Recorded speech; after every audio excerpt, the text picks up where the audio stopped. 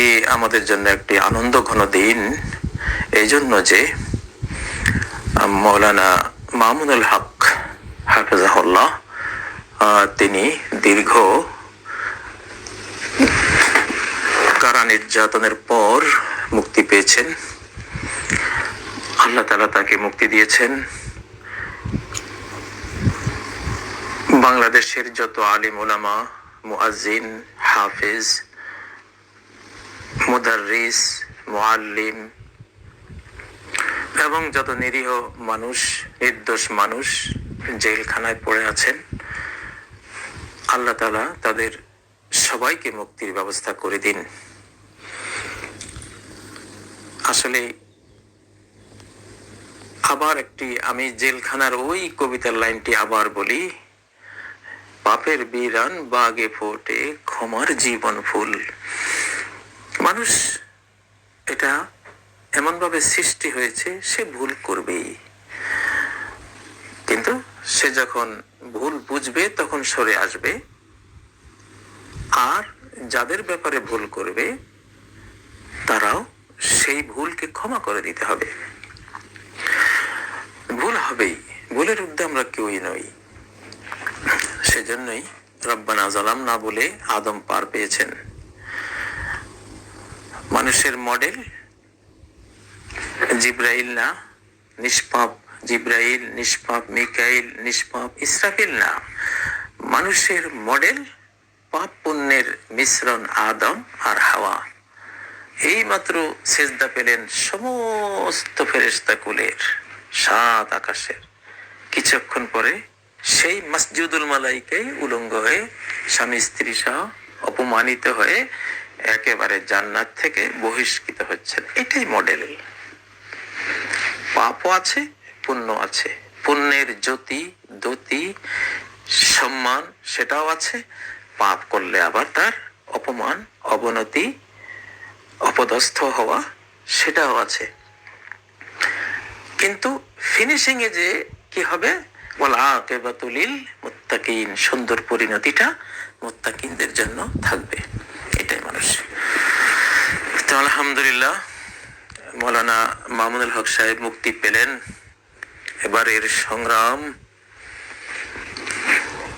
বাংলাদেশী বাংলা ভাষীদের মুক্তির সংগ্রাম। এবারের সংগ্রাম বাইতুল মুকাররম থেকে বাইতুল মুকাদ্দাস পর্যন্ত বিস্তীর্ণ সংগ্রাম। প্রিয় বন্ধুরা, মসজিদে হারামে যারা গিয়েছেন, যত লক্ষ যত কোটি কোটি মানুষ গিয়েছেন, তারা তাদের অজান্তেই বাইতুল মুকাদ্দাস রক্ষার শপথ নিয়ে ফেলেছেন। কারণ আমাদের নবীজির মেরাজ ঘটনা দিয়ে সেটা বুঝিয়ে রাখা হয়েছে আমাদেরকে, যে এটা বুঝো, মিনাল মসজিদিল হারামিল ইলাল মসজিদিল আকসা, মসজিদে হারাম থেকে মসজিদে আকসা পর্যন্ত নবীকে আল্লাহ সফর করেছেন। আমরা মসজিদে হারাম থেকে মসজিদে আকসা। বাংলার মানুষকে এখন, কোটি মানুষকে রেডি থাকতে হবে মসজিদে আকসা রক্ষার এই পবিত্র যুদ্ধে ঝাঁপিয়ে পড়ার জন্য। বাংলাদেশ ইতিমধ্যেই মসজিদে আকসার পাশে আছে, ফিলিস্তিনের পাশে আছে। আলহামদুলিল্লাহ, গোটা মুসলিম জাহান ঐক্যবদ্ধ হচ্ছে মসজিদে আকসা রক্ষার জন্য।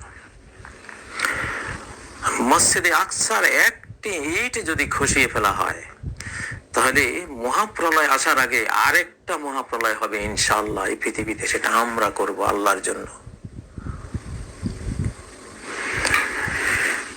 দুটো মুসলিম বিদ্বেষী জাতি বাবরি মসজিদ ভেঙে টেম্পল বানাবার একটা কেস তারা টেস্ট করেছে, পরীক্ষা করেছে। একটা মসজিদ ভাঙলে কি হয়, সেখানে মন্দির বানালে কি হয়। প্রতিক্রিয়া হয়েছে, কিন্তু প্রকৃত প্রতিক্রিয়াটা সেখানে হয়নি।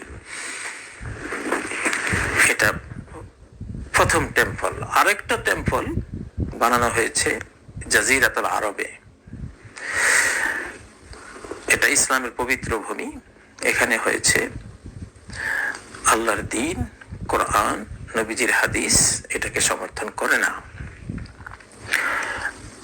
থার্ড টেম্পলের যদিও একটা অর্থ করা হয়, এটা অতীতে দুইটা টেম্পল ছিল, এখন থার্ড হবে,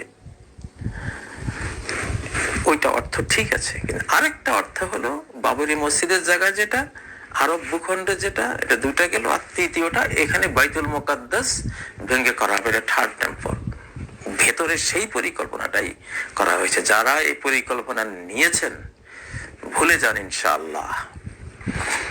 জাগ্রত মুসলিম জাতি তাদের জীবন দিয়ে আল্লাহকে, আল্লাহর ঘরকে, আল্লাহর দ্বীনকে, আল্লাহর কোরআনকে, মুহাম্মদুর রাসূলুল্লাহ সাল্লাল্লাহু আলাইহি ওয়াসাল্লামের মিশনকে, মানবতার মুক্তির এই মিশনকে, জান্নাতি এই মিশনকে, আগুন জাহান্নাম থেকে মুক্তির এই মিশনকে রক্ষা করবেই। সেটা কোরআনে আছে, লিইয়ুযহিরাহু আলাদ-দীন কুল্লিহি ওয়ালাউ কারিহাল মুশরিকুন। আল্লাহ বিজয়ী করে দেবেন এই দ্বীনকে, দ্বীনের এই প্রদীপকে, সমস্ত মতবাদের উপর, দ্বীনের উপর মুশরিকরা যতই ঘৃণা করুক। এর আগের আয়াতে, সূরা সাফের 9 নম্বর আয়াত, আগের আয়াতে আল্লাহ বলেছেন, ইউরিদুনা লিয়ুতফিউ নূরাল্লাহি বিআফওয়াহিহিম। তারা চায়, তারা পরিকল্পনা করেছে, পরিকল্পনা ওদের হয়ে গেছে যে তারা তাদের মুখের ফুৎকারে আল্লাহর জ্যোতি নিভিয়ে দেবে। আল্লাহু মুতিম্মু নূরিহি ওয়ালাউ কারিহাল কাফিরুন। আল্লাহ তার জ্যোতিকে পূর্ণ করবেনই, অবিশ্বাসীরা যতই ঘৃণা করুক। যুদ্ধ হলে আমরা জয়ী হই। আমাদের বাহু অনন্ত শক্তির এক একটা বাহু রাব্বুল আলামিনের সাথে জড়ানো, আমরা যে বিজয়ী হব কোনো সন্দেহ নেই। ওয়া ইন্না জুনদানা লাহুমুল গালিবুন। আল্লাহ কি বলেন, আমার বাহিনী অবশ্যই তারাই বিজয়ী হবে। সূরা সাফাতের মধ্যে কত নম্বর আয়াত? আল্লাহ তো এটা একেবারে যেভাবে এটা বলেছেন, সূরা সাফাতের 173 নম্বর আয়াত। তাহলে যুদ্ধ হলে আমাদের লাভ। যারা আমাদের উপরে যুদ্ধ চাপিয়ে দিচ্ছেন, ভাবছেন যে মুসলিম উম্মাহকে হারিয়ে দেবেন, জিতিয়ে দেবেন ইনশাআল্লাহ। ওই যে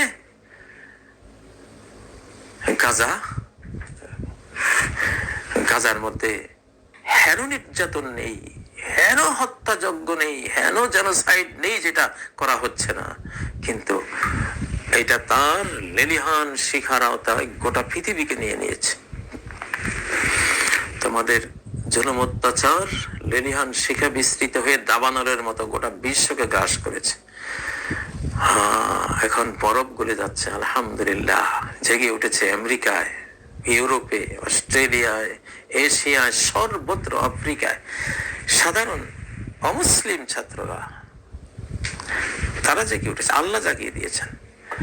মানুষের হৃদয় আল্লাহর 2 আঙ্গুলের মাঝখানে, ইউকাল্লিবুহা কাইফা ইয়াশা, যেমন চান তেমন ঘোরান।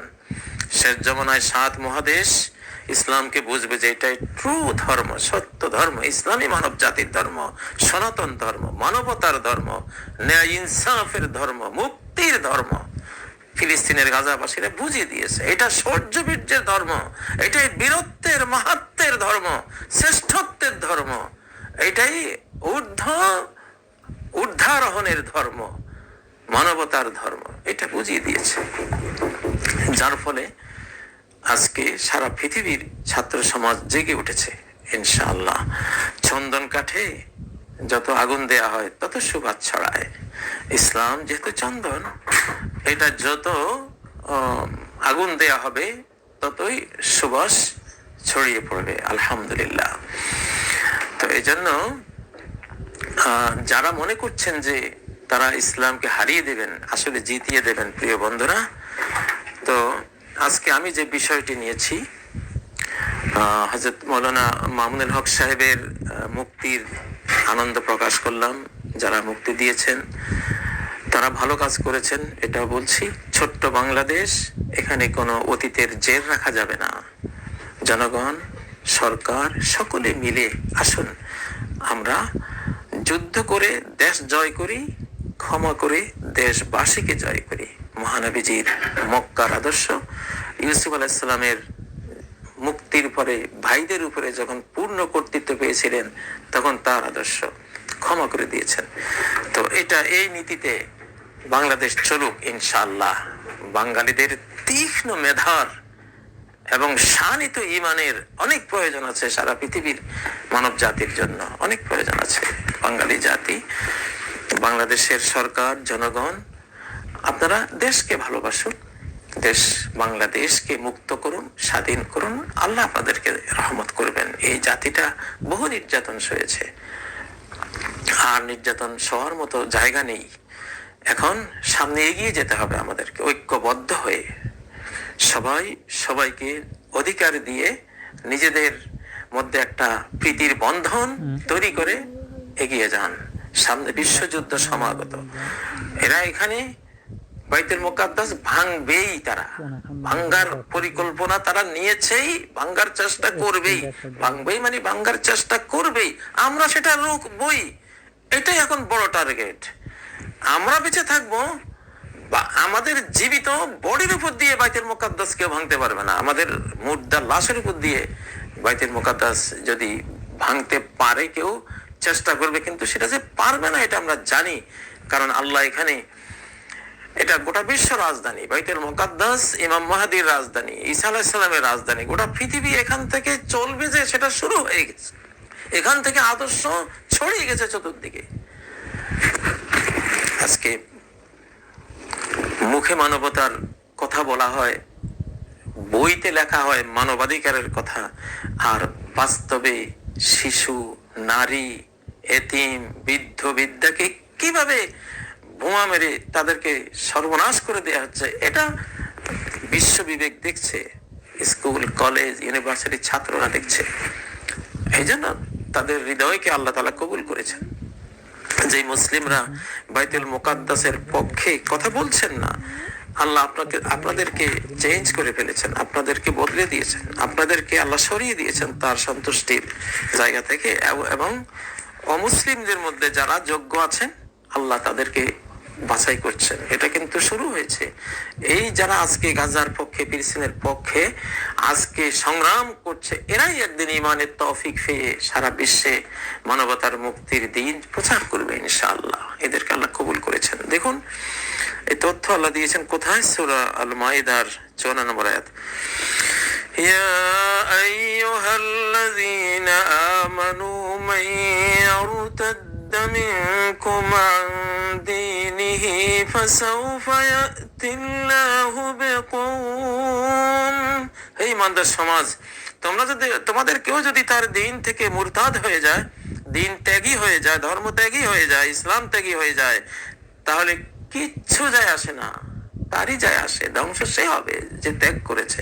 আল্লাহর কিছু যায় আসে না, ইসলামের কিছুই যায় আসে না, বাইতুল মুকাদ্দাসের কিছুই যায় আসে না, কারণ আল্লাহ বদলে নেবেন। তোমরা আউট। ফাসাউফা ইয়াতিল্লাহু বিকওম, আল্লাহ এমন এক জাতিকে ঈমানের তৌফিক দিয়ে নিয়ে আসবেন, ইউহিব্বুহুম, যাদেরকে আল্লাহ ভালোবাসেন। আল্লাহ আজকে যাদেরকে ভালোবাসেন তারাই গাজার পক্ষে আওয়াজ তুলছে সারা ওয়ার্ল্ডে। আল্লাহ ওদেরকে ভালোবেসে ফেলেছেন, ভালোবাসা ঢেলে দিয়েছেন যে আয় তোরা আমার পথে। একদিন তারাই মুখে কালেমা নেবে ইনশাআল্লাহ।